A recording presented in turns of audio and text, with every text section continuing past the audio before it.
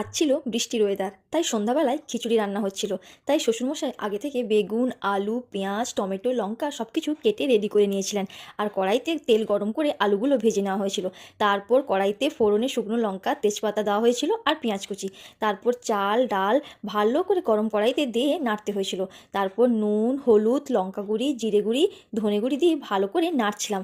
শ্বশুরমশাই সব দেখিয়ে দিচ্ছিলেন, আমি শুধু অল্প অল্প করে নাড়ছিলাম। তারপর দেখতে পাচ্ছ চিনি দেওয়া হলো আর টমেটো কুচি।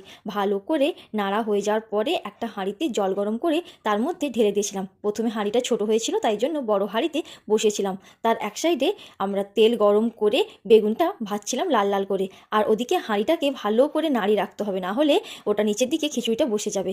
আর ছিল ডিমের পকোড়া, চিপস ভাজা হয়েছিল। ডিমের পকোড়া রেসিপি নিয়ে খুব তাড়াতাড়ি আসছি। তারপর তাহালাই করে খিচুড়ি, ডিমের পকোড়া, বেগুন ভাজা, চিপস রেডি করে সুন্দর করে জমিয়ে খাওয়া দাওয়া করলাম। ভিডিওটি কেমন লাগলো কমেন্টে জানিও।